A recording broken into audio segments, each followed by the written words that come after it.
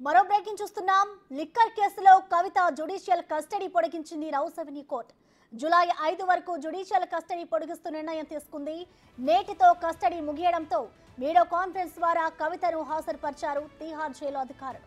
వాదనలు విన్న rows Avenue court July 5 వరకు కస్టడీని పొడిగించింది.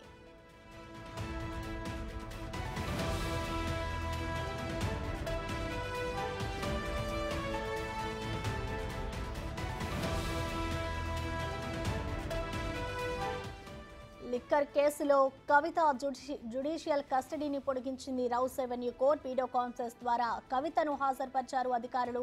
కవిత జ్యుడిషియల్ కస్టడీ పొడిగించింది కోర్టు. జూలై 5 వరకు కస్టడీని పొడిగిస్తూ నిర్ణయం తీసుకుంది. నేటితో కవిత జ్యుడిషియల్ కస్టడీ ముగియడంతో వీడియో కాన్ఫరెన్స్ ద్వారా కవితనైతే హాజరుపరిచారు తీహార్ జైలు అధికారులు. వాదనలు విన్న రౌస్ అవెన్యూ కోర్టు జూలై 5 వరకు మళ్లీ పొడిగించింది.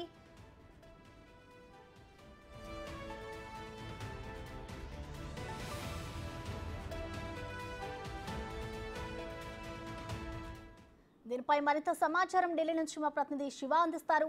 శివ, కవిత జ్యుడిషియల్ కి సంబంధించి జూలై 5 వరకైతే కోర్టు మళ్లీ పొడిగించింది. అసలు కోర్టులో వాదనలు ఏ విధంగా జరిగాయి దీనికి సంబంధించి?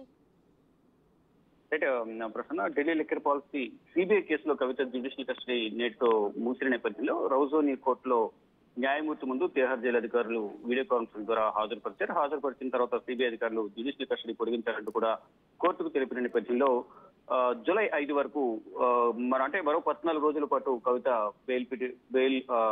Judicial custody పొడిగించారు. ఈ నేపథ్యంలో జూలై 5 వరకు కవిత జ్యుడిషియల్ కస్టడీ పొడిగిస్తున్నట్టు తెలిపారు. అంటే ప్రస్తుతం కవిత తిహార్ జైల్లో ఉన్నారు. తిహార్ జైలు నుంచే వర్చువల్ గా తిహార్ జైలు అధికారులు కవితను రౌస్ అవెన్యూ కోర్టు న్యాయమూర్తి ముందు హాజరుపరిచారు. అంటే ఇప్పటివరకు ఆల్రెడీ దీనికి సంబంధించి ఛార్జ్ షీట్ కూడా దాఖలు చేశారు కాబట్టి కవితకు బెయిల్ మంజూరు చేయాలనేది ప్రధానంగా గతంలోనే రౌస్ అవెన్యూ కోర్టులో పిటిషన్ దాఖలు చేశారు. పిటిషన్ దాఖలు చేసిన నేపథ్యంలో ఆ బెయిల్ పిటిషన్ తిరస్కరించారు. మళ్ళీ తర్వాత ఢిల్లీ హైకోర్టులో ట్రయల్ కోర్టు తీర్పును సవాల్ చేస్తూ ఢిల్లీ హైకోర్టులో పిటిషన్ దాఖలు చేసిన నేపథ్యంలో రెండు పిటిషన్లపై కూడా వాదనలు ప్రతివాదనలు జరిగిన తర్వాత ఢిల్లీ హైకోర్టు న్యాయమూర్తి స్వర్ణకాంత్ శర్మ తీర్పును కవిత బెయిల్ పిటిషన్ సంబంధించిన రెండు ఈడీ సిబిఐ కేసు సంబంధించి బెయిల్ పిటిషన్ సంబంధించి తీర్పును రిజర్వ్ చేశారు. ఆ తీర్పు కోసం బెయిల్ పిటిషన్ తీర్పు కోసం కవిత తరపు న్యాయవాదులు కానీ ఇటు అధికారులు కూడా ఎదురు చూస్తూ ఉన్నారు. అయితే ఇక మరోవైపు ఇటు Delhi liquor scam ED money laundering case సంబంధించి కూడా ఇప్పటికే ఈడీ ఛార్జ్ షీట్ దాఖలు చేసింది. దానికి సంబంధించి నిందితులు కూడా కోర్టులో హాజరుపరచమని తెలిపారు. దాంట్లో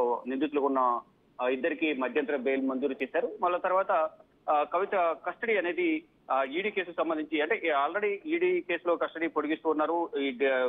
ఈ ఛార్జ్ షీట్ కూడా దాఖలు చేసిన నేపథ్యంలో కవిత పాత్ర పైన ఈడీ కేసులో కవిత పాత్రపై జూలై 3వ తేదీన విచారణ చేస్తామని తెలిపిన నేపథ్యంలో ఇక 3వ తేదీ వరకు కూడా కవిత కస్టడీ ఉండబోతుంది. ఈ నేపథ్యంలోనే కవిత ఇటు ఈడీ కస్టడీలోను ఇటు సిబిఐ కస్టడీలో కూడా సిబిఐ కేసు సంబంధించి జ్యుడిషియల్ కస్టడీలో శిక్ష అనుభవిస్తున్నారు. దానికి సంబంధించి ప్రజెంట్ ఇంకా కవిత తిహార్ జైల్లో ఉన్నారు. తిహార్ జైలు నుంచే కస్టడీలో భాగంగా వర్చువల్ గా తిహార్ జైలు అధికారులు ఈరోజు న్యాయమూర్తి ముందు హాజరుపరిచారు. 14 రోజుల కస్టడీ అనేది మళ్ళా పొడిగించిన నేపథ్యంలో జూలై 5 వరకు కవిత తిహార్ జైల్లోనే ఉండబోతున్నారు. Prasad. Right, thank you Shiva.